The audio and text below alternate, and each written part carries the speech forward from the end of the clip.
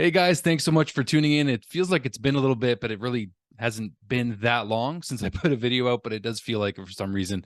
All right, so quickly going to tell you guys exactly what we're going to talk about today. It's going to be a very brief video. It's going to be a one-taker here, but we're going to talk about Logan Mailloux being cleared by the NHL to be able to be eligible to play in the NHL or the AHL for that matter. I got some Habs tickets for this season in Montreal. Yes, I did. I got a 5-game package with my partner. I'm very excited about that. And also my future plans for the channel this season. So let's get right to it, right? So Logan Mailloux apparently cleared, and I'm going to be honest with you, I'm taking a break from social media. That includes Twitter, Instagram, Facebook, etc. I'm going to be going into kind of a full shutdown break before training camp here. I don't know how long it's going to be. If the Habs do something, very noteworthy, I'll obviously put a video out. But as of right now, I'm going to be shutting off all my main points of contact. But as far as Logan Mailloux goes, I'm happy that this situation is resolved before training camp.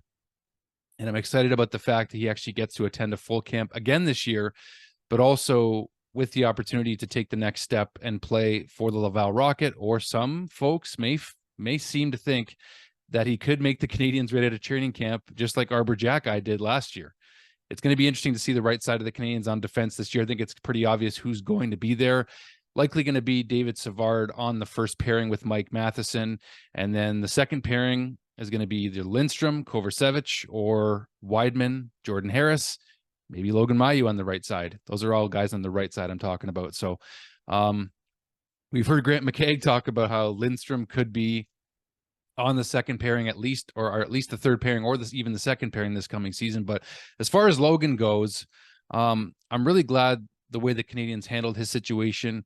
And however you want to look at the draft pick, they made it 2 years ago. Whether people think it was a mistake or not, I think the fact is that the kid is getting a lot of great reviews in terms of who he's becoming as a man now. And that's the biggest, most important thing, on top of the fact that he's potentially a very good hockey player. So I'm happy about the fact that he can make a positive impact on kids, on, dare I say it, sexual health going forward, something that you don't think you're going to hear me talk about or many fans talk about. It's kind of awkward sometimes, but I think there's, we all went to school, right? We all went to school and learned about human sexuality. And I think there's a lot of positive, and that's what the Canadiens are focusing on, that can come out of a situation like the mistake that Logan Mailloux made a few years ago. And the fact that they're willing to turn the page and help him to reach out to kids and be a positive role model for what not to do. But also the fact now that he has an opportunity to, he basically took the right course of action with the Canadiens. And that's what I'm happy to see. And I'm happy to see that they handle it the right way. If it was a certain situation, if it was an even worse crime than he had committed, I mean, we wouldn't even be talking about it, right? He just wouldn't be on this team. And the Canadiens certainly wouldn't have welcomed him, but he's taken a great course of action. So I'm happy. And now you can focus on his career, and he's going to have a chip on his shoulder for sure when he goes into the NHL. But the fact is, this guy has been, I talked to you guys about Reinbacher being compared to like a Shea Weber replacement down the road. Logan Mailloux, some feel, could have a higher ceiling than Reinbacher at this point, but still way too early to say that. I'm not picking sides either way. What I'm looking forward to, though, is seeing the development path for Logan Mailloux. It is expected that there's a good chance he will make the Laval Rocket. And then if he has an even better camp than expected and he forces the Canadiens' hand, if he makes the Canadiens out of camp, it's not impossible. I don't think it is. Certainly based on the way Arbor Jack had his camp last year, he was ready. That was the fact. Him and Caden Gooley, they were ready, right? Jordan Harris included there too, even though he played last season before, last full season with the Canadiens. But as far as the right side goes, it's going to look something like Savard, Lindstrom, Kovacevic, Wideman, Harris, Mailloux on the right side this season for the Canadiens. Insert anybody else who you will. As far as I was going to go into the ticket package I actually bought with the Canadiens. So I'm either going to be at the Bell Center for the Winnipeg Jets game on October 28th, a Saturday night Hockey Night in Canada game. I have tickets for that. I also have tickets for the Calgary Flames coming to the Bell Center on November the 14th, a Tuesday night game. I even have a preseason ticket game for the Ottawa Senators on Wednesday, September the 27th, I believe. I actually might go to that, but I may not. I may sell it. I don't know. But I'm really excited to be coming to Montreal this year. As some of you may know, I'm on the waiting list for half-season tickets for next season when the Canadiens are really going to turn the page, I think, and really start to show that they're going to get a lot closer to the playoffs. Maybe they get close again this year. Who knows? Or this year, I should say. I shouldn't say again because they haven't in a few years.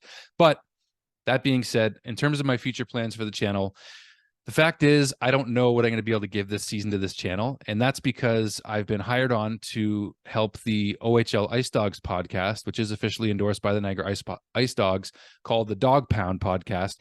And it's right here in Niagara. I can go to as many games as I want. I'm going to be a part-time contributor. My friend Brandon has hired me on, along with another gentleman as well. And I'm going to be able to cover the Ice Dogs, hopefully turning the page in the OHL. They've been pretty abysmal the last few years, and it's time for the fans to see a good product on the ice again. And I'm local.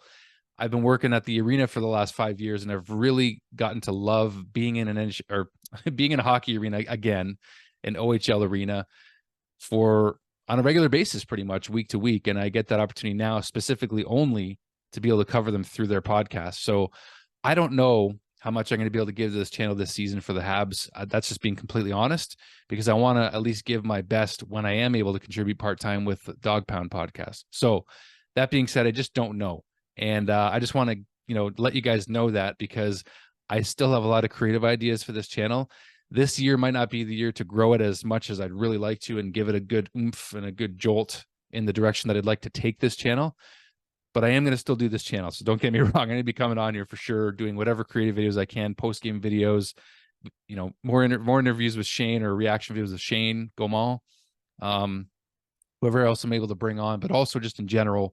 You guys know I love doing this. So I'm going to be doing videos. I just don't know how often. That's it. So thanks for watching, guys. That's all I got. I'm taking an official break here. I'm shutting it down a little bit here. Really going to just unplug and refresh and come back refreshed for the 23-24 season. I'm looking forward to it. I can't wait to go to some games again this year in Montreal and in Buffalo. So I will see you guys very soon. Thank you. Thank you so much. You guys know I appreciate your support. Thank you. Thank you a million. And we'll see you guys real soon.